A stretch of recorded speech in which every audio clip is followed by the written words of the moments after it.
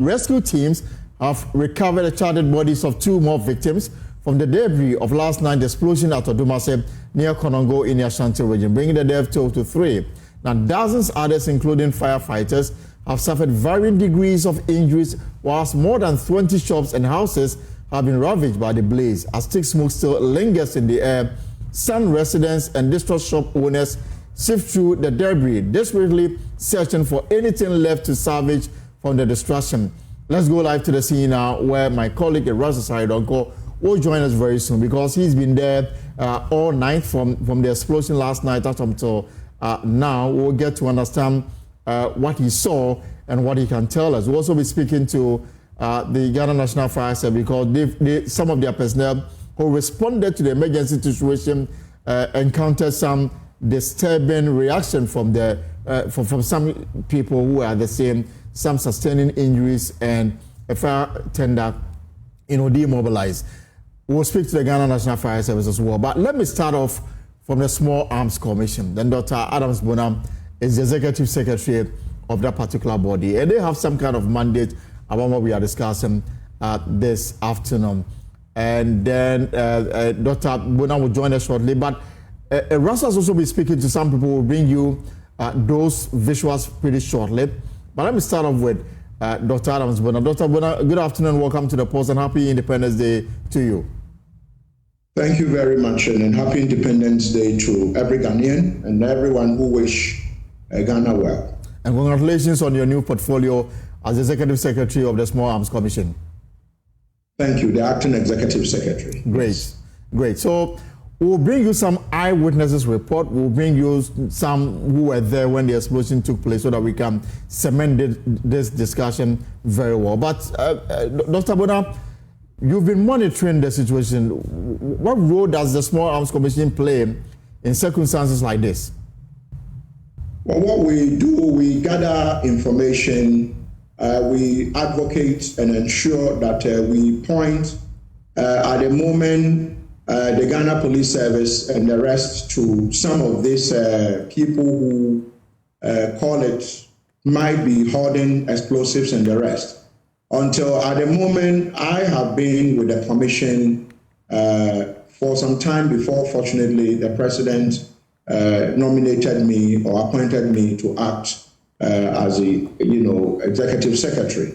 There is a bill that is supposed to ensure that once it is passed, the Small Arms and Light Weapons Commission becomes the Ghana, the Arms Authority of Ghana. And so then we are able to ensure that we tackle this thing head on. But as it is, our mandate includes advocacy, ensuring that the people who are hoarding these things, we are able to aid in their arrest, we are able to stop them from hoarding them, and letting them know the dangers involved in hoarding these things and probably displaying them or putting them in areas where they are not supposed to be putting them. You can see some of the videos. I have my men, our regional office in Ashanti region have already, they are in the Konongo area where the incident happened. Right. And so they are going to be giving us, on the same report. But the report we have received from some of the people who have arrived there indicates that there are some fatalities, and there are some, some colleagues of ours in the Ghana National Fire Service who also sustained injuries. I am aware that the president is informed. The Interior Minister is also, Honorable Muntaka, is also well informed and is putting in measures to ensure that areas that have some of these things, you go to most galamsey areas, people display these things, we tackle them head on, whilst the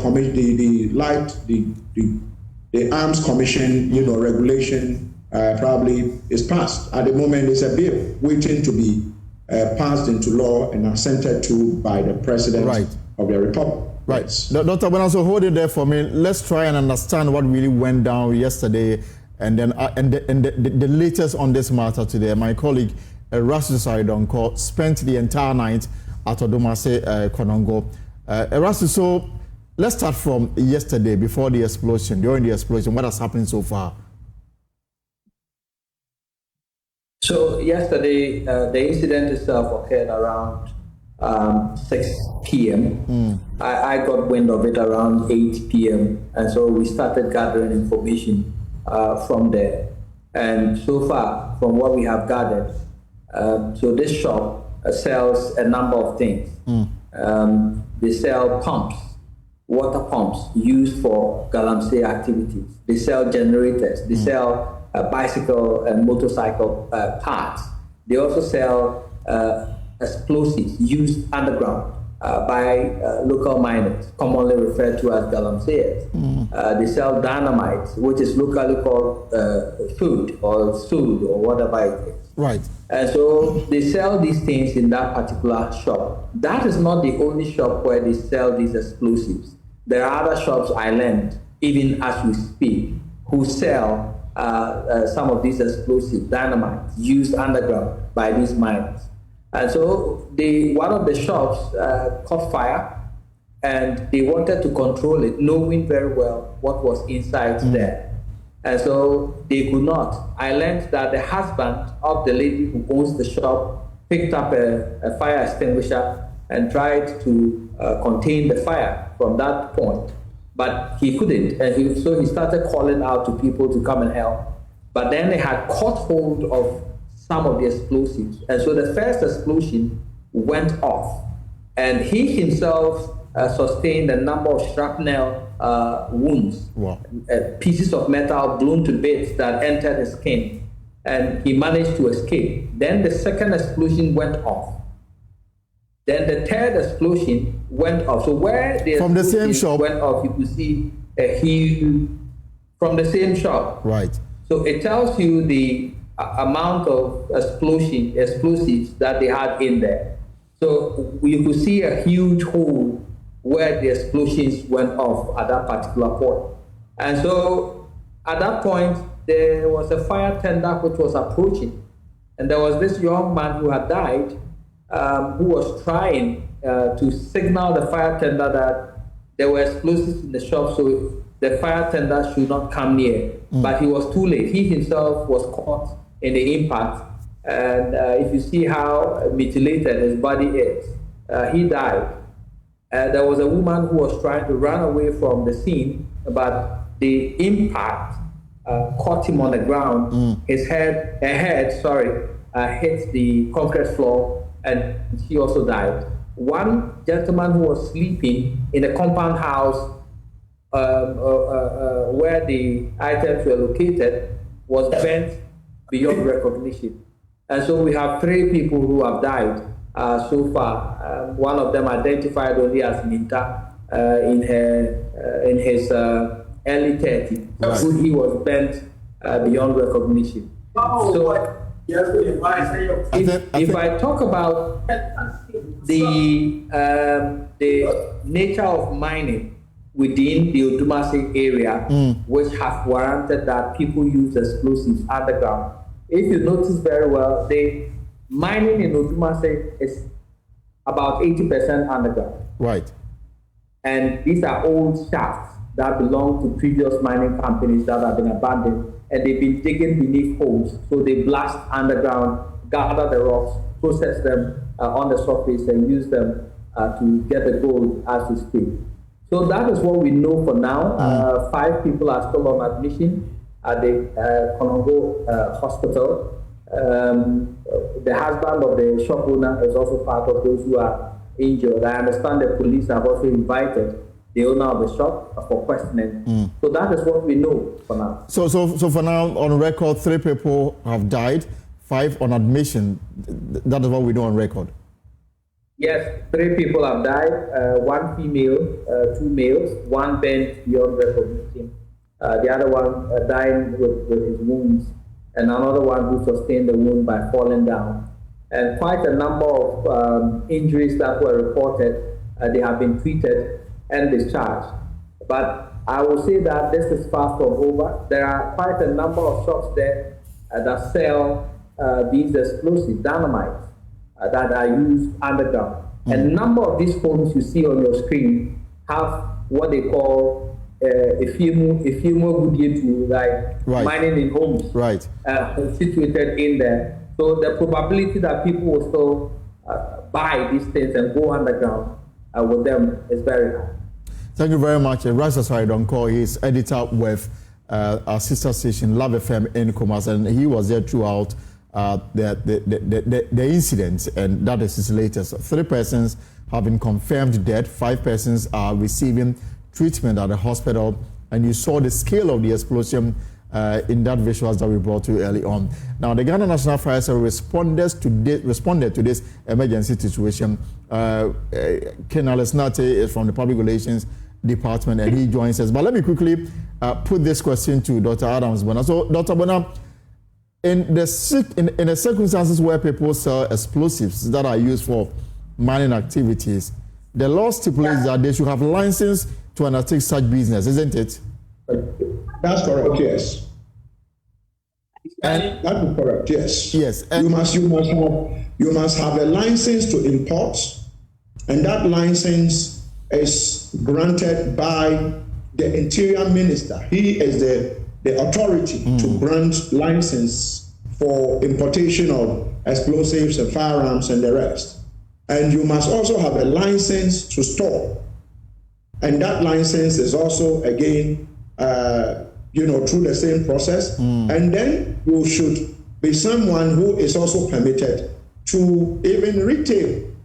Someone who is permitted to retail and someone who is permitted to also use. But unfortunately, what has happened is that we have people who have attempted to smuggle these things in. And so, a lot is being done to ensure that we crack down on the illicit use of all these explosives that have found their way into shops and homes of people. And sometimes they don't even understand the dangers involved in this explosive. They don't even know how powerful these explosives are until condolences to those who have died. Incidents like this happen, but I have been assured that the law hopefully will be passed, before June. We hope that it is passed so that some of these things can be tackled head on. But in the meantime, a lot is being done. Those who have them, I think it's in their own interest. Those who have them, it's in their own interest to surrender them or call the police or call us. They should be able to, so that you would have experts, those with expertise to, move them from where they are. Moving these things itself demands a lot of diligence and a lot of, carefulness. You just don't move them anyhow. But unfortunately, listening to what has happened and observing from what has happened, a lot of these people doing them unknowingly, either knowingly or unknowingly. But we are doing a lot to tackle it. And I'm guessing also that the law might even specify where these things can be sold, such that it is moved away from residential areas. Yes, you see, once the law is passed, these things would not be sold openly. They are not supposed to be sold like you go to the market to buy tomatoes or buy candies. These are explosives. I mean, you are talking about tons. You are talking about bombs. It's a bomb, literally. This is call it a bomb that has been reduced to called dynamite, that is used in mining and blasting rocks and the rest. But these are bombs, and so most people don't know how powerful this is. So once the law is passed, these things are these are some of the things that I do believe we are going to put in a lot to ensure that it becomes a thing of the past. And finally, before I let you go, you told me early on that you have your men on the ground. I guess it's early to give you a comprehensive report, but do we know, for example, if this shop had license to operate? No, I'm not aware of it. And so we have our men on the ground.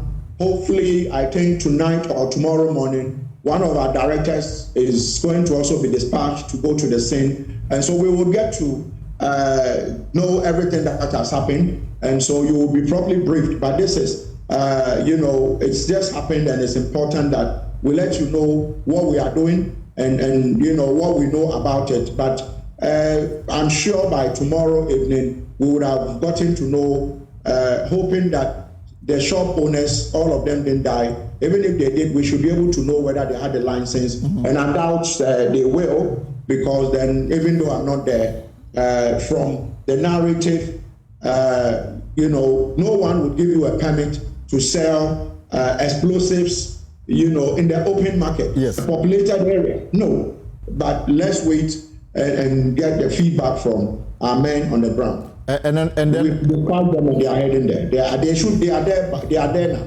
And then in the interim, what will you suggest, knowing very well that Konongo is a mining area, the possibility of other people selling same in similar houses exists? What will be your interim measure, for example, to the police? The interim measure is areas that have these things, there should be evacuation. Those who live there, it's in their own interest to evacuate, because then don't carry it on your own trying to go and hide it, because anything could happen and it could explode. Call the police, or if you call us, we should be able to help you get experts who will come on to move these things to a safe location.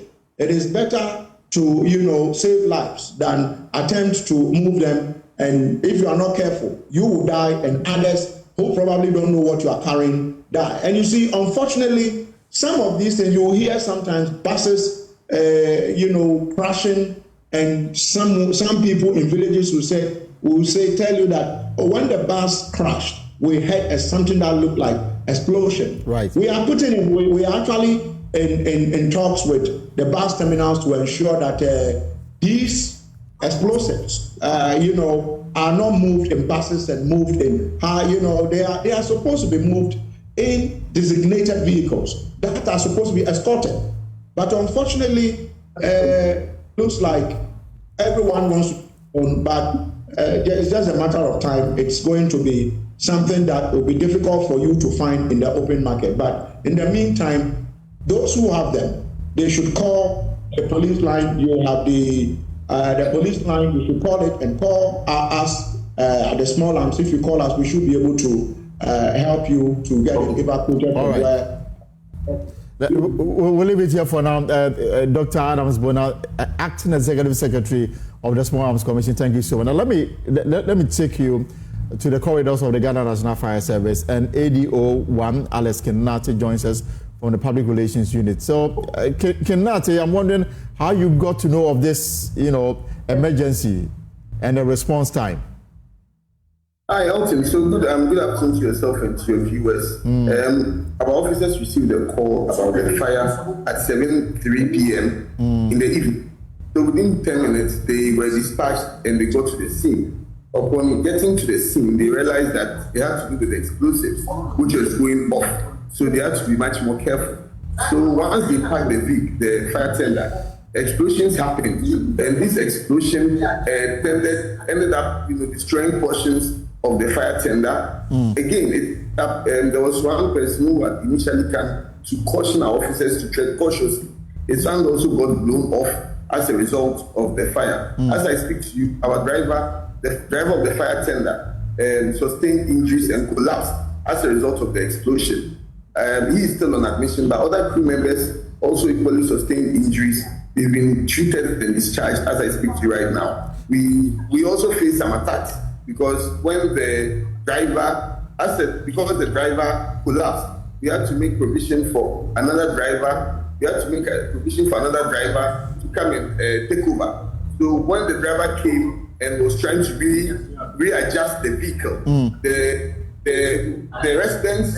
residents thought that they were moving the fire tender away. So it made them decide to attack the fire tender by pelting stones at them. So that further damaged the fire tender. So as I speak to you, the fire tender at Konongo is out of commission. So if there's any situation in Konongo at the moment, we would have to move a fire tender all the way from Ejiso to go to Konongo to fight the situation. Yes, I was asking, clear case of miscommunication to the extent that your men came under attack because they were just trying to do their work. Exactly. And this is not new in that particular jurisdiction. It's quite unfortunate that most of the assault cases we received against our officers has come from the Ashanti region, especially from the Konongo area, and so it's something we strongly condemn, but we are not surprised it happened. And so it looks like, yes, we were trying to reposition the tender, and then the people ended up attacking. The fire tender was damaged to an extent as a result of the explosion, but then again, the pelting of stones further damaged it, thereby rendering it out of commission as we speak. All right. So meaning the fire tender is out of service completely, or may have to go through some kind of maintenance to get it back on the road? Well, an assessment will be made. The glasses have been shattered. Other portions of the tender have also been damaged. We are hoping that work will be done very soon. But then we want to caution the public that such actions have far-reaching consequences for them, much more than they have for us. Because then once they destroy these fire tenders, it will end up making our response time to emergencies much prolonged, because then we would have to rely on a much more further fire tender to be able to get to them. Yes, about 5 of our officers were injured, but then about three civilians, or the residents, 3 of them died, and then I'm not too sure the number of people that got injured. Some had their hands blown off, some had their legs blown off. And so we are also looking at the situation. Our officers are still on the ground, making sure that we don't leave any room for reignition of the fire at the place. Our reporter who was on the ground, Erastus, just told us that they've confirmed 3 deaths and 5, on admission at the hospital. Is that the same number of casualties you have? Okay, so per the briefing I received from the command in Kumasi, in the Ashanti region, yes, 3 are dead. We have 3 people dead, but the number of people injured is what I can't confirm that information for now. But the death, I can corroborate that, yes, truly, there are 3 people that lost their lives as a result of the explosion. And your driver who got injured, how is he doing? Well, he's responding to treatment. Luckily, he's still on admission, but the other crew members who were on board the fire tender have all been treated and discharged. But the driver is still on admission, responding to treatment. Well, what is your preliminary investigations telling you? Well, the preliminary investigation suggests that during the rain, there might have been some, it was raining when the thing started, and for explosions to happen, there has to be a source of heat coming into contact with these explosive materials. So we are trying to ascertain what the source of heat could have been. Mind you, the fire happened 60 meters away from a gas filling station. So care had not been taken, we would have recorded much more severe catastrophe than we've recorded right now. So we have to do our best to make sure that the fire does not get to the gas filling station. And so successfully did that, and we are still on ground, making sure that no further human life is lost as a result of this. And currently, as we speak, what is the situation on the ground? So so we do what we call salvaging and overhauling. Salvaging and overhauling in our case has to do with having to look through the rubbles of the fire, look out for any sign of fire, do overhauling. Be sure that there's nothing that is left that can give a room for reignition of the fire. So that's what we're doing right now, and collecting evidence that would aid us in our investigation to ascertain the cause of the fire and explosion. All right, Alex Nati, thank you so much, and you enjoy the rest of your Independence Day celebration. Thank you very much, Elton. All right, so Ken Alex Nati is the public relations unit of the Ghana National Fire Service. So that is the situation from Odumase, Konongo in the Ashanti region after an explosion that may have been triggered by some dynamites being sold for mining activities. Now, 3 persons have been confirmed dead.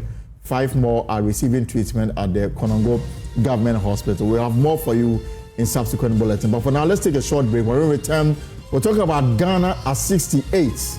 And what is our story? We have details for you after the break.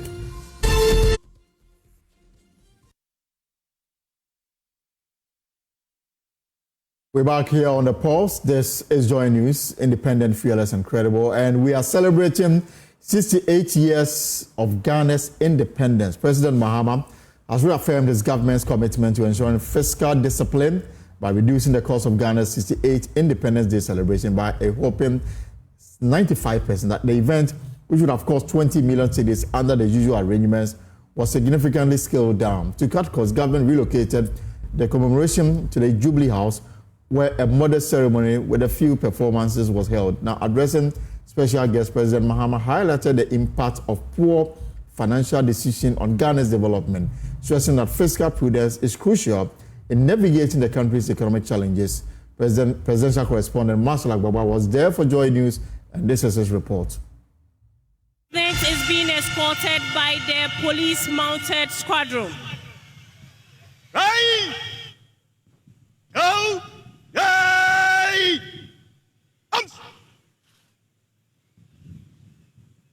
President Mahama arrived here at the Jubilee House accompanied by the mounted squadron of the Ghana Police Service.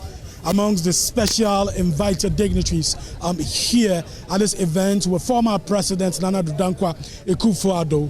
We also had former President John Agyekum Kufuor present. We also had the former Tanzanian president also present here as a special guest of honor.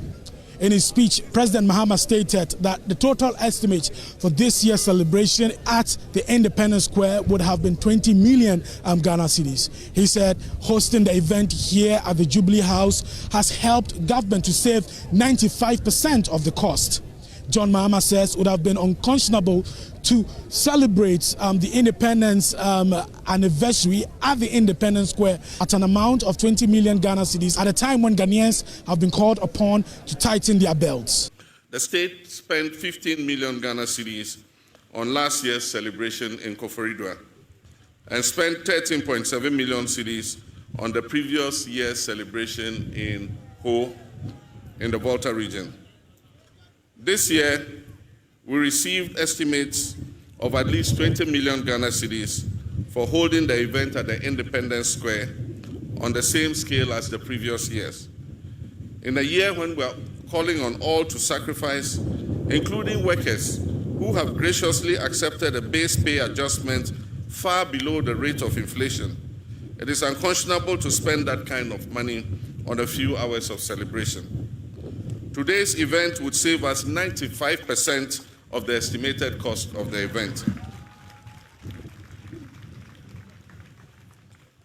Nonetheless, this scaled-down celebration does not diminish the importance and significance of this occasion in any way.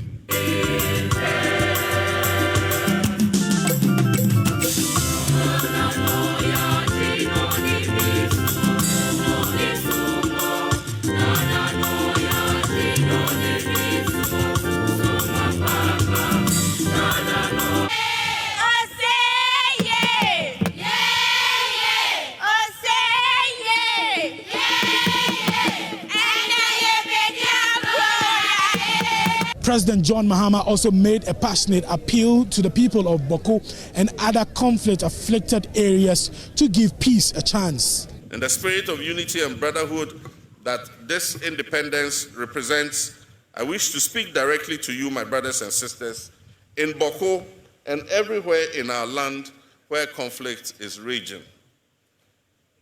I do not speak as president, but as your son and brother, in whose hands you have entrusted a solemn duty. The people of Boko and other areas, it is time for lasting peace to prevail. Our children deserve to inherit a peaceful land where their dreams are nurtured, not where their nightmares are relived. They deserve to inherit a land where our markets are bustling with trade, not tension and conflict. They deserve to inherit schools that echo with learning and not melancholy. Let us not be swayed by division, mistrust, and the weight of past injuries. Let us give renewal of friendship a chance. Let us give peace a chance. Foreign Affairs Minister Samuel Okudzeto-Ablakwa lauded the government for the decision to bring the 68th independence celebration here to the Jubilee House. Beautiful celebrations. I like the fact that the president really has saved the taxpayer. You heard him. We were going to spend 20 million cedis. That's the budget that was submitted. If he had kept the same, scale of celebrations as we saw last year, but he decided to scale down. And it tells you that we can still achieve results, still celebrate the history, the heritage of our country in a very prudent and cost-effective manner. It doesn't take anything away from us. And I hope that this will be the spirit. All of us must make sure that in the various ministries, the various governmental agencies, we cut down on costs, because we cannot say that there is economic crisis, organized labor, everybody should tighten their belt, and then we in leadership will be spending like there's no tomorrow. I've also been speaking to the deputy presidential spokesperson, Shamima Muslim, who says the event here did not lose its essence and true meaning. And he truly means it, because every action he takes is towards implementing prudent policies and better use of our very scarce resources. And so I'm happy that we have been able to mark this day. And you know, if you observe, at the heart of the celebration are our young children, who really are the future. So we didn't cut them out at all. I think across the districts, children are going to be marching and celebrating locally and remembering their independence and having conversations about what it means, especially as many people describe His Excellency's second term as a second independence for Ghana. So you can see that we are reviving the spirit of nationalism, and we are happy about that. It's really a new chapter, and let's make it count. My name is Christy. Christy, where are you from? I'm from Spain. Spain, okay, and you came here to celebrate this event with course. Ghanaians. Tell me, what does it mean to you? Of course, you know, my first time in Ghana was a long time ago. Okay. I've been living in the north, in Savannah region, Laravanga. Okay. Yes, and now I'm a lecturer in the University of Ghana. Oh, okay. So for me, Ghana is very important, and I wanted to come today to celebrate with you people. Okay. What would you take away with you? All that we saw the rich display, you know, of culture, music, and all of that. What would you take away with you? For me, always the most important thing is the culture. Yes, I always try to learn more. Okay. Yes. I see you're representing the colors. Of course. Any favorite food from Ghana? Oh, good. Fufu. Fufu. You love fufu? Fufu. I love fufu. Fufu with granite soup. With granite soup? Yes, that's my favorite. Hi, what's your name? Mommy, what's your name? My name is Regina Kwashi. Regina Kwashi, I see you waving the Ghana flag. You're so excited. Yes, so I'm so excited because today is my first time coming to this Jubilee House. Okay. And I'm happy that we won the victory. Yeah. I'm an NDC woman organizer. Okay. Victoria Jeble. Victoria Jeble. Okay, tell me, what is it like also for you celebrating Ghana's 68th independence here at the city? Oh, yeah. Yes, we are happy. We are happy. We are happy. We are happy. We thank God, Almighty God, for our president's life. We thank Almighty God for our president. Oh, today is very good and nice. Oh, everything is fine. Thank you. Thank God. Thank God. Thank God. What I've done for the Ghana. So today is Ghana 68 years. We give Almighty God. Everything is okay. It is nice. We give Almighty. Yes. So celebrations across the country also were held. We will take you around the country shortly. But let's understand, the rationale behind what we witnessed this morning. Shamima Muslim is deputy spokesperson for the government communication at the Jubilee House. She's a deputy spokesperson. We'll also be speaking to Professor Stephen Adai, 68 years of independence. We have a good story to tell. But first, let me start with you, Shamima. So from the time President Mahama arrived at the Jubilee House, and at the time it was over, I calculated it didn't travel beyond 1 hour, and everything was over. Compared to sometimes 2-3 years at the Blast House. But would you say that today's event lived up to expectation, and it will obviously be the way to go going forward? I'm sure you should be giving us the feedback. You know, sometimes you can execute an idea that you have had and to the best of your ability, but it's the people who have experienced it who are in the better place of giving you feedback as to whether what you hoped to achieve, you have achieved. And from listening to a lot of people and a lot of commentary, all of you believe that the idea was a good idea and the execution was really flawless. Nothing at all has been taken away apart from saving over 95% of what we would have spent. 20 million cedis was the budget we're looking at if we're going to do a scaled up, version as we're used to over the years. And by taking a deliberate decision in an era where we're calling for prudence and we're calling for sacrifice, an era where we've just, gone into negotiations with labor and they've agreed on a 10% base pay, way below their expected, minimum amount of 30% that they started the ask with, because they truly understand that the nation is in dire straits. How can we justify, with any good conscience, expending over 20 million Ghana cedis on a day's activities to commemorate Ghana's independence, however important it is that that day should be commemorated? And as you all witnessed, nothing at all has been taken away from the significance of the Independence Day celebration. In fact, the conversations that are happening across different spaces is what we hoped this scaled down version would engineer. We are happy about it. So in future, if our finances improve, are we going to go back to the old system? There's a way in which you can even still have a grand celebration. But, look, in 2 years, Ghana is going to attain 3 sports and 10. Ghana will be 70 years in 2 years.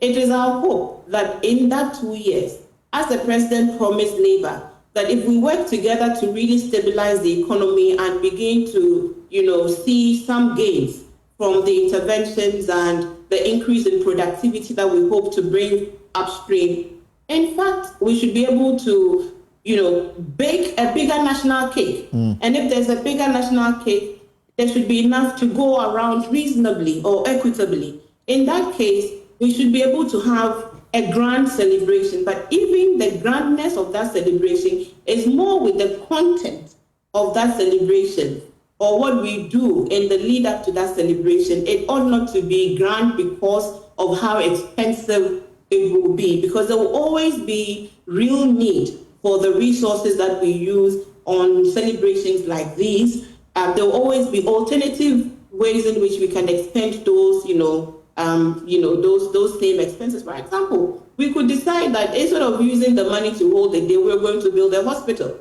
or build a school or pay the hospital bills of mothers who have given birth across the nation. That is also grand in the way that we will tell the story. So that in the fullness of time, as this year is about reviewing a lot of things that we have done over the years and seeing how we can reset to make the systems and structures more efficient and, ensure we are utilizing our resources meaningfully, I think into the next year we would suggest these, whatever new reforms or suggestions we have on commemorating days like these. But ultimately at the bottom line would be value for money.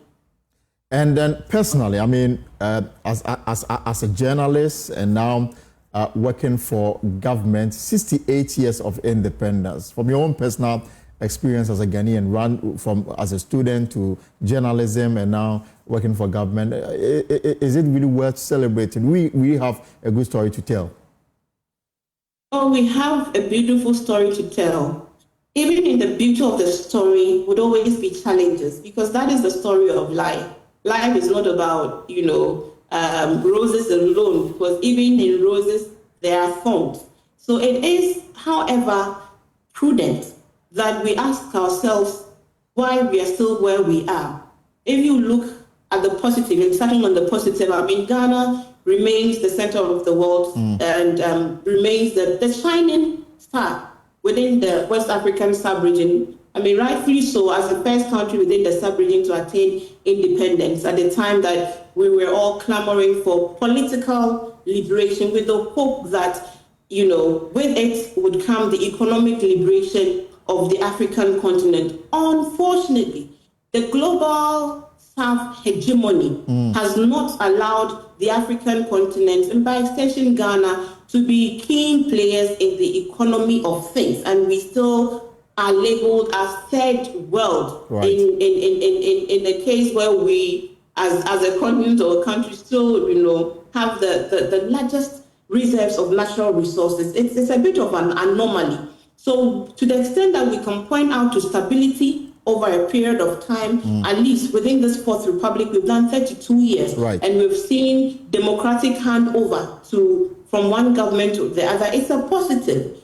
What we want to work on now is the real transformation, where we move from a primary agrarian society to a country that has systems that are working, infrastructure that can be described as, first world infrastructure, educational outcomes that are fit for purpose, health, service delivery that meets the health needs of the society. These are the things we want to see, that within our lifetime, as others have been able to, achieve, let us also, in a generation or two, change the face of our country. By changing the face of our country, good governance will be the foundation, but we should build real edifice to show that we are a nation that is actually growing, that is, transforming tangibly. My final question will be, President Mahama did not even wait to cut the anniversary cake. They don't wait to even have dinner with the president who is celebrating a birthday today, and then off he went to the Volta region. It looks like the work never stops. Yes, the work never stops. It's never stopped for him from the day he was announced as winner of the election. He's never sat in a day without thinking about what he would do to fast track his social contract with the people of Ghana. And that's why I believe that it's really a new era. It's a new era of genuine committed leadership. And we need to make this era count in the way in which we cooperate, we collaborate, we engage. This is a government that intends to engage as much as possible and also demystify the presidency, which is why he brought a cross-section. I heard, your correspondent speak to ordinary Ghanaians who would have seen the seat of government as very far removed from them, even though it is their vote that put the people who sit in that building there. By demystifying and opening the seat of government, we're telling Ghanaians that this country, this government, this Ghana we want to build would work if all of us collaboratively do our part to make it happen. It is also an indication of a leadership with integrity, because he started the call for prudence with himself by his government, promising a lean and efficient government, reducing ministries to 23, promising only 60 ministers. He said he was going to cut government expenditure. He has directed finance ministry to ensure that anywhere that we can make savings, let us make those savings so that we can quickly build a better foundation economically. Let me tell you, the economic dialogue that was just concluded 2 days ago is so profound. The committees were making promises to meet on their own, to follow through some of the proposals, to work with the various sector ministries. These are captains of industry, these are CEOs, CSO leaders, these are queen mothers and traditional leaders, all willing to put in the work to change the face of Ghana. We must make this opportunity work by all coming together and supporting His Excellency to deliver the Ghana that we all want together. Samima, always a pleasure. Enjoy the rest of your holiday. Thank you so very much. Thank you for having me. Happy birthday too. Right. So let me move to Professor Stephen Adai. Professor Stephen Adai knows it all. And as we celebrate 68 years as an independent state, are we really independent? That's the question I want to pose. Prof, good afternoon and welcome to the Post. Good afternoon. Great to have you here. So we are celebrating. I mean, we are pumping the champagne. We are eating the cake. We've just came out of a 2-day national economic dialogue under an IMF, program. 68 years. Would you say that we've come far as a nation, that it is worth celebrating? Well, first of all, let me make a correction. I don't know it all, but I've lived through it all. Because I was born in 1948. I was there at the day of independence as a schoolboy when we had our caps and everything else. So, yes, the answer is that we thank God for having brought us that far, all the changes He has seen us through. And there's a lot for us to be thankful for and celebrate, but also a lot of pain and regret. that when we are 68, what we are resetting the economy, which shows that we haven't come that far. So yes, in terms of education, in terms of infrastructure, in terms of even economic growth, the income per head and everything else, we have come a long way. But I always say, why are we not at par with Malaysia, as with South Korea? And why is that? These were countries we used to call our comparators. In other words, our equals in terms of GDP per capita, in terms of potential, we were even better off. So unrealized potential. I mean, my 77th year. It's sad that after 68 years of independence, even basic things are not. We are not having a system of education, of health, even our water, where at least the villagers can drink. Now they are drinking poison. So it is a cause to thank God for how far He has brought us. But this is not a resting place. I mean, currently, just some few days, I don't know whether you participated in the National Economic Dialogue. And that for me tells me that after 68 years, we are still struggling to establish where we want to take Ghana to, and by what tools are we using to get Ghana to where we want Ghana to be? Well, I showed up briefly because I wasn't invited, but the second day I decided to gate crash. But when I went there, I was given a tag, which means that somebody wanted me there, but I wasn't told. But generally, I was one of the 6 chairpersons of the Senche consensus. So we are talking about 12 years ago or thereabout. And what we are doing, it's not that, it's important for us to reset. We cannot remain static. And I wish His Excellency the President and his ministers well for what, at least during the past 2 months, they seem to have committed themselves to. But it is unfortunate. We haven't done well as a country. And let me tell you, the immediate past has been very unfortunate in terms of economic challenges and difficulties and haircuts. But we are talking about successive governments. And since even the Fourth Republic, the NDC and NPP have shared about the same number of years, some trying to break the 8 unsuccessfully and some returning to complete the 8. I think that our governance situation has been very poor, and we let us wait for the future to be better. I mean, this current administration, yet to hit the 100 days, a lot of things that have happened so far. The first was the Education Forum, and then the last one being the National Economic Dialogue. Doesn't that appear to you that the government is trying to get everybody on board in terms of how we want to tackle certain key aspects of our economy? Yeah, I think that His Excellency the President has done very well in the first 100 days. I mean, government after government. I was too young to have observed the first 100 days of Nkrumah, but thereafter, when he was overthrown, I was in my final year in the training college. So therefore, I've seen the 100 days of every government since independence. I think that I'll give him a very high score for what he has done. However, let me say that there are 2 aspects of leading a company, a country. There's one of socially bringing everybody along, and they're sitting down to take the hard decisions to implement them. This is the honeymoon stage.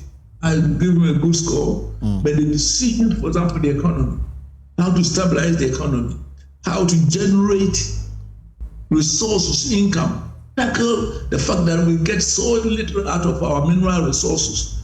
The Galamsey and other issues require tougher actions than the honeymoon days. But so far, he's done very well, and I want to say that we wish him the best, because Ghana cannot continue resetting the agenda.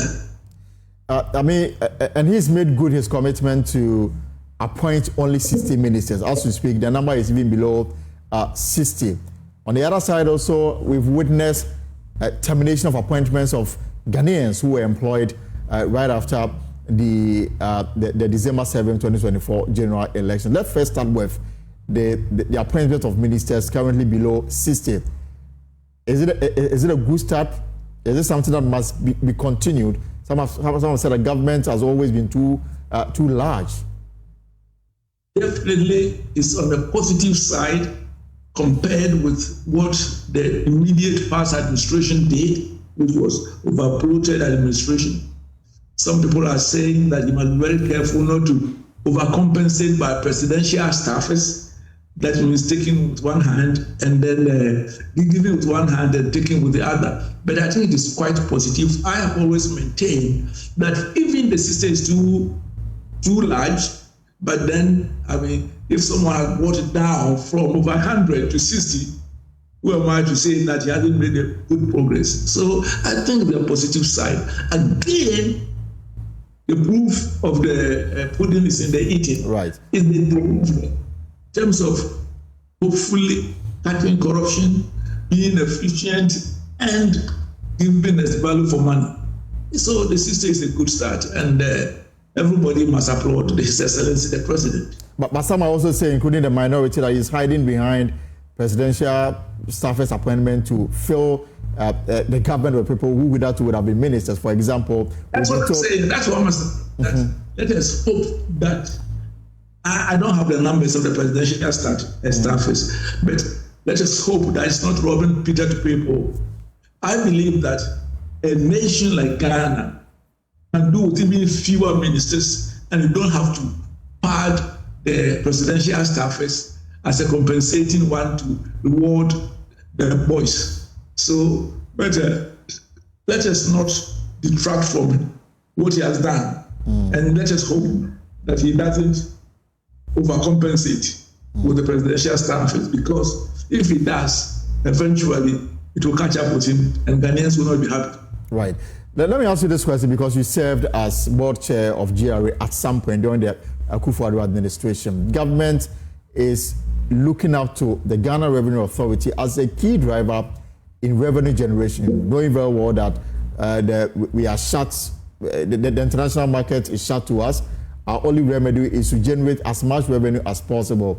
The budget will be presented on the 11th of March. We are told that the target for GRA will be pegged somewhere around 200 billion Ghana cedis.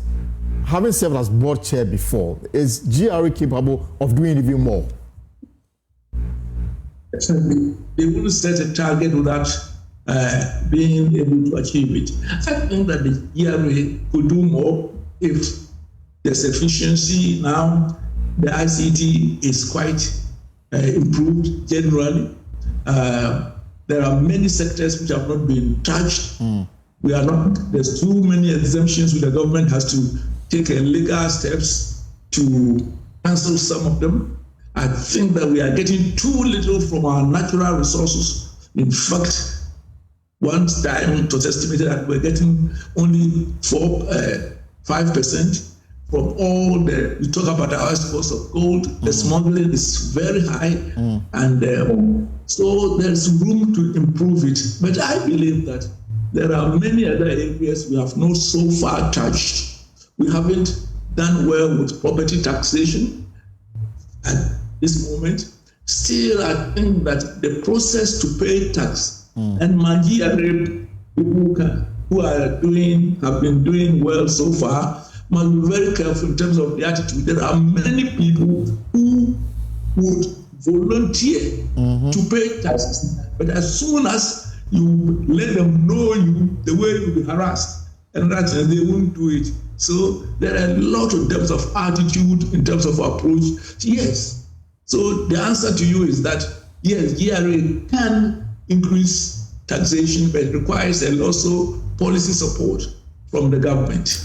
And let us not forget, we are talking about two sides, not only the revenue, but how you use it, the corruption, the value for money, the efficiency, targeting, high return. And at the end of the day, let me say that the government, we are not a communist country. It's not what the government can do, but what it can catalyze the private sector in order to generate the job, the incomes, and the productivity in terms of cost of capital, that's the rate of interest, the exchange rate stabilization. So it's a network.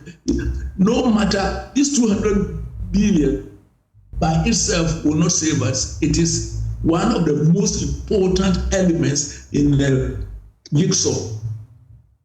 Right. Two more issues so that I can let you enjoy your holiday.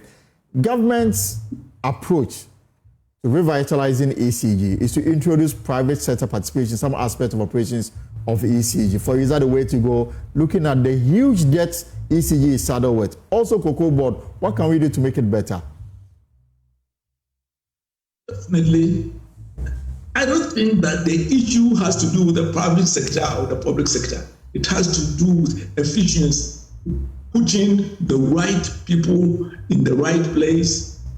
They are being motivated, and also dealing with them if they don't manage it prudently.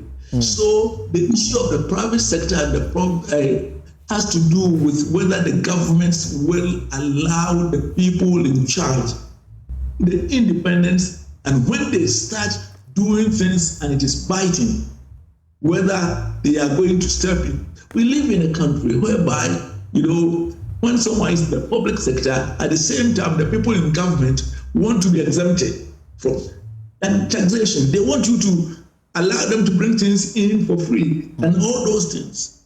And I remember when I became the chairman of GRA, my first statement, which didn't go down very well, is that there's no protocol in taxation.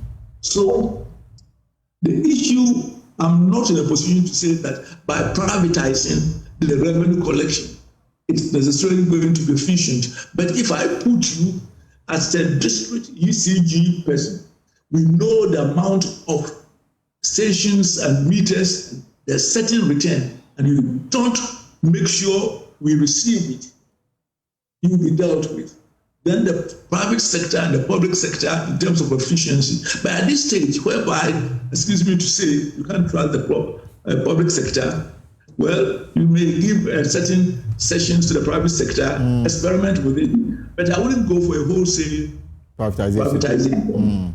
Finally, before I let you go, the next 10 years to come, Ghana will be 78 years. What can we do to make our story better from now to the next 10 years?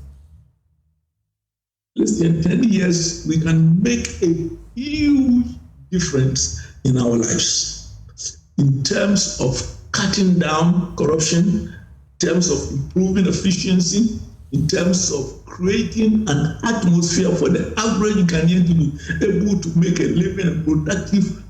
At the end of the day, we are a private sector-driven economy. But the shackles, the multiplication of taxations, the inefficient bureaucracy and that sense has shackled so many of them. So we wouldn't turn the corner, because if in terms of becoming developed, that in 10 years we can stabilize the economy and say, everybody give us a hope that every year this economy can be growing about 10% per annum. Right. And if we grow at 10% per annum, in 7 years, our GDP, 7.2 years, our GDP will double. That would be a huge difference. Right. And that can be done. It is doable. And so, yes, 10 years, I wouldn't even go that, as I'm saying, in 7.2 years, if you grow at 10% in real terms, that's 13%, we would double our GDP. The pain at our 68 is that how many 10 years have passed? It's almost 10 years. Right. Indicates. And yet, we haven't gone that far. May God help us and our government that now we are having a true resetting of the economy so that we have a sustainable development, not a knee-jerk, we make some progress. The first 3 years of this government, I mean, we all saw some progress. I think that there was a lot of progress made on that before. And yet, we are where we are. So we wish John a good start.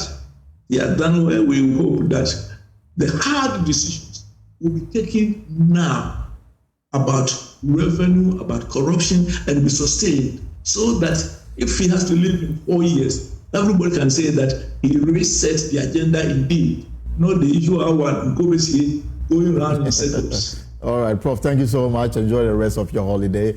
Professor Stephen Adide is an economist, former board chair of GRA, former rector of GIMPA. I mean, he's everywhere. Right, so let's now touch base with our correspondents across the country as we highlight how Ghanaians celebrate Independence Day. We start from the Ashanti region, where Godson de Gaftapia has been gauging the perspective of citizens in a political historian on the country's pursuit of a stronger democratic future in this report. March 6, 1957 marks a focal moment in Ghana's history and the wider narrative of African freedom. As the first nation in sub-Saharan Africa to gain independence from colonial rule, Ghana ignited a wave of hope and determination that swiftly spread across the continent. As the country commemorates 68 years of sovereignty, citizens pay tribute to the courageous leaders and visionaries who fought tirelessly for freedom and self-governance. Ghana, your beloved country, is free forever. This anniversary serves as a stark reminder of the resilience of the Ghanaian people and their steadfast dedication to building a democratic society. Over the decades, Ghana has established itself through its rich cultural heritage, economic growth, and an active role in regional and global affairs. Some Ghanaians shared their perspectives on the journey towards independence and development thus far. Independence,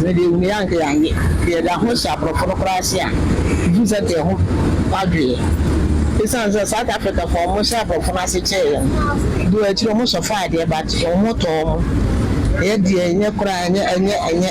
since they won Ghana independence now up to date, number one of my society to me because number one my society. That's no day.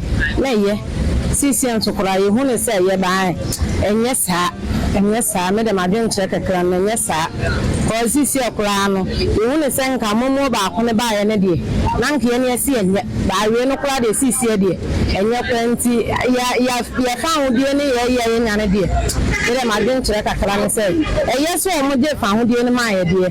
But CC or something for necessary, I am a As Ghanaians come together to celebrate, it is crucial to reflect on the nation's complexities, recognizing both achievements and challenges. Dr. Samuel Edujemfi is a political historian with the Kwame Nkrumah University of Science and Technology. What is closely linked to that is that even though some have said, some scholars in government and politics and all that have tried to argue that rather radical nationalism is what led to Ghana's independence, and that really took effect from the 1945. But I say no.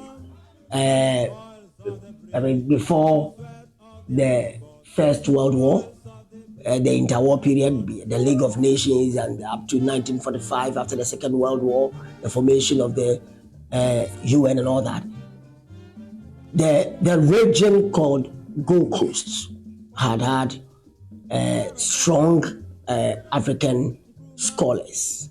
It had also had several youth movements, if you like, right, which was pushing for such independence. From ancient empires to modern democracy, Ghana's journey is a testament to the strength and determination of its citizens in the striving for a brighter future. From Kumasi, Godson de Graft report for Joy News. Land of freedom, everybody talk. So in the Upper West Regional Capital Ward, the coordinating director of the Ward Municipal Assembly, Adams Moro, embarked on an Independence Day cleanup exercise. Joy News' Upper West Regional correspondent Rafiq Salam reports from Ward. Pencils some major electoral areas for a March 6 Independence Day cleanup exercise. The areas included Dondoli, Mango, Kambale, and Jengweri. Other areas are Konta, Zongo, Kabanye, and Kumbiahi. Officials of the Wa Municipal Assembly, personnel from some security agencies, particularly the Ghana Armed Forces, Ghana Police Service, Ghana Prison Service, and the Ghana National Fire Service, were joined by Waste Management Company, Zoom Lion, some residents, and pupils from some basic schools in the municipality. They swept, cleaned the streets and public places, desilted, flushing of drains using fire tenders of the Ghana National Fire Service. Municipal Coordinating Director of the Wa Municipal Assembly, Adams Moro, emphasized the importance of the cleanup exercise. We are very concerned. You can see that the environment is very filthy. It is one of the areas that we spend a lot of our IGF on. So that is why we have taken it to commemorate the 68th Independence Day. There was, however, low turnout at Jambweri, located at the entrance of the War Market, which the assembly member of the area, Abubakar Isa, blamed on the Ramadan, pledging to galvanize the support of the people in the evening for the exercise. So what the assembly and this organization that have come together, what they are doing this morning, I'm assuring you that in the evening, the people of this electoral area, the community members also come out and do something massively and add up to what they have done already. He spoke of broader plans of the Sultan and clean up the filth in the area. Maybe very soon, after the month of fasting, the youth will come out. We have a very big plan as to how we are going to fight this garbage. If we are not going to condemn it, but at least we'll fight it to a level that will be much appreciated. Despite the low numbers, they have got a helping hand from this unlikely source. So as a group by name Hope and Awareness Alliance Foundation, we came here in our numbers, clean the Wa Market to the Jangbayiri lane. And when we got to the lane, the place was very filthy. What saddened our heart was when we got there, the people from that area were not even part of us to do the cleaning. We were demoralized. But going forward with the group enthusiasm, we made it an effort to clean the environment as the way we expected it. They ended the cleanup exercise at Sana Corner in the Kambale electoral area, where pupils of Kambale Basic School joined in the exercise. But the commitment is that we are going to keep Kambale clean throughout the year till next year, when we will meet again to decide what to do. So every morning you wake up, clean your environment before you go to school. Weekends you do thorough cleaning. The Wa municipality, close to 3 decades ago, was voted as the cleanest city in the country. The municipality for now is a pale shadow of that award, meaning more needs to be done by city authorities if it is to reclaim that past glory. Reporting for Joy News, Rafiq Salam. Wa. Well, to the northern region, where the regional minister Adolf John Ali is called for a more united region to help bring the needed development that would improve the lives of the people. He was speaking during the independence celebration in Tamale. Martina Bugri reports. Our 2-hour program was packed with poetry recitals, messages to the president, drama, among other activities.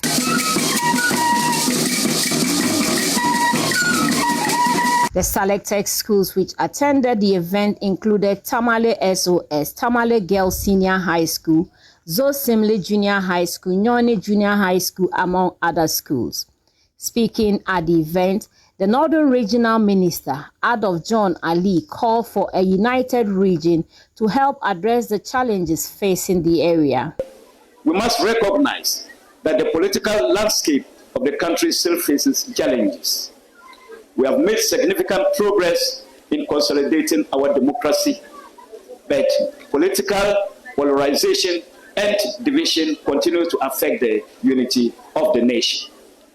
It is essential that we come together as a people to foster unity and cooperation, transcending party lines from the greater good of all. Ghana's strength lies in diversity, and we must foster unity, inclusivity, and respect for all, regardless of ethnicity and religion.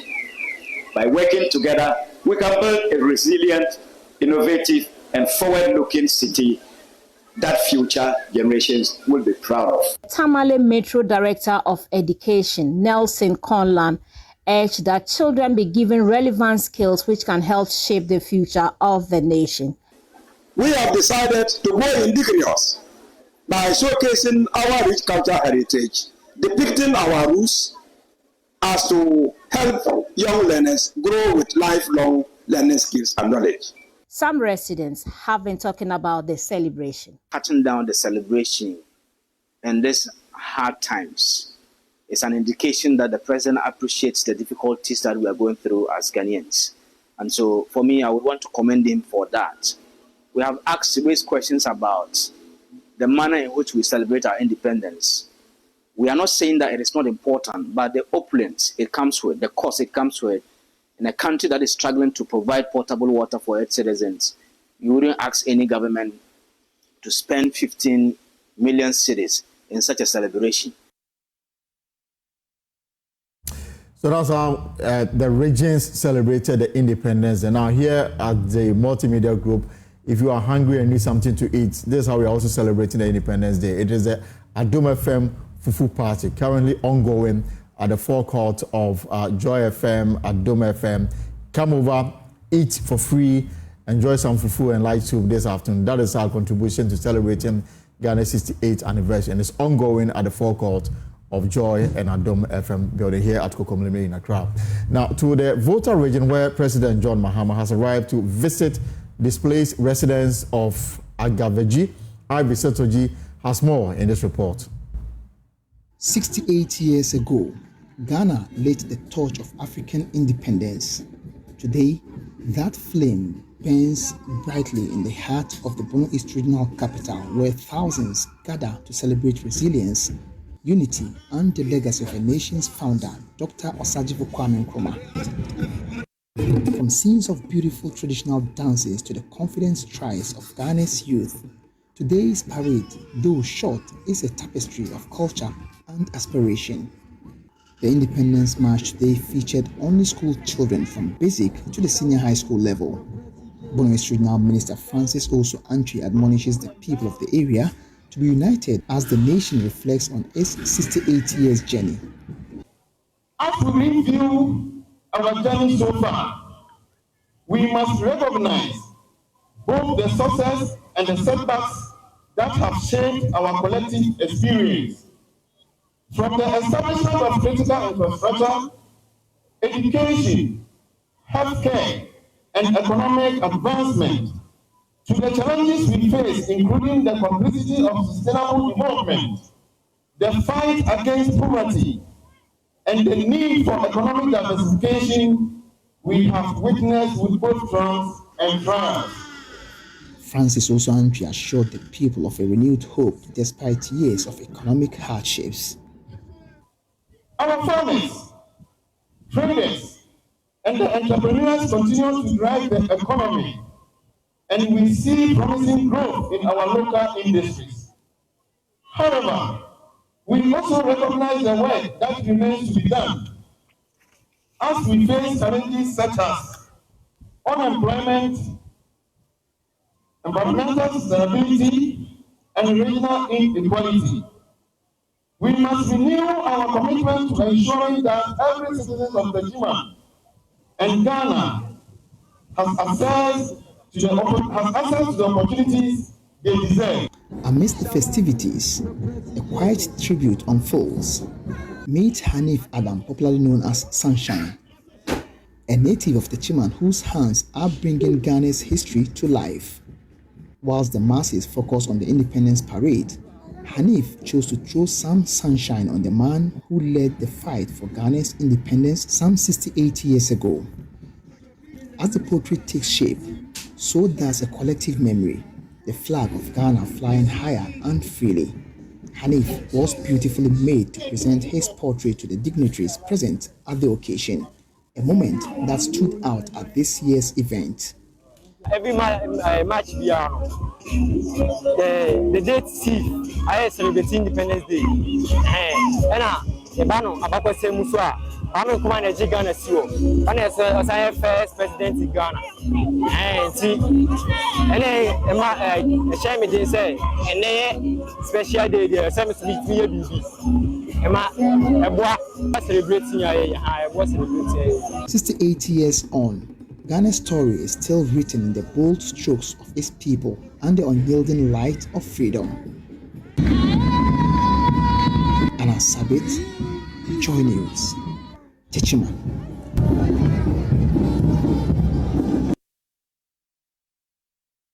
Right, so away from the independence celebration, but it's an all-day event. So we also have that fufu right here on Joy News. Now, gaming addiction is emerging as a serious concern, with experts warning it could severely hinder the nation's development and negatively impact both individuals and society. Here is Stephen Mensah with the details. Globally, the World Health Organization reports that around 3% of the population suffers from gaming disorder, with the highest rates in South Korea, Japan, and the United States. In a recent discussion on mental health and national development, Chief Executive Officer of the Mental Health Authority, Professor Adjoa Pinaman Apo, has emphasized that gaming addiction is a growing societal issue with the potential to hinder the country's development. Technology today has found its way into every aspect of our lives. Gaming in particular has become a global phenomenon, offering entertainment, connection, and even skill development, among others. However, the appeal of virtual worlds, and especially these gaming platforms, can be so powerful that it can lead to addiction, with devastating consequences for not just the individuals, but for families and the society as a whole. The impact of gaming addiction is not merely a personal struggle. It is a growing public concern. As future medical professionals, you have a crucial role to play in understanding, diagnosing, and treating this addiction. Professor Vincent Japon, representing Dalhousie University and the Global Psychological E-Health Foundation, has called for both international and local support to address this growing issue, stressing the need for strategic measures to prevent irreversible consequences. Today, we celebrate the dedication and passion of medical students who have taken the time to explore and communicate the importance of mental health and psychiatric care. In a world where mental health issues are often overlooked, this platform has provided an opportunity to amplify the voices of future healthcare professionals, advocating for change, awareness, and understanding. As we embark on today's competition, I'm reminded of the tremendous progress that we have made since the inception of the event. The need for well-trained, compassionate professionals in the field of psychiatry remain ever urgent, and it is events like this that help to ignite the necessary conversation that shape a better future for mental health care in Ghana. Authorities are calling for more awareness, research, and actionable solutions needed to prevent the spread of gaming addiction and its negative effect on both mental health and national development. Stephen Mensah's report, read to you. Well, that'll be our show for today, but for more stories, log on to our website, myjoyonline.com, stories on myjoyonline.com. Bahama versus voter raging tidal with victims after Independence Day celebration. It is time for lasting peace to prevail in Boko. That's President Mahama. Konongo explosion, death toll rises to 3.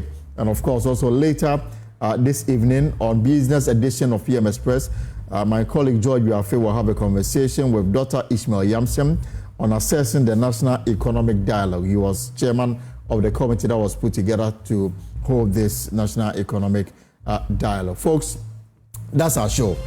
The talk is over.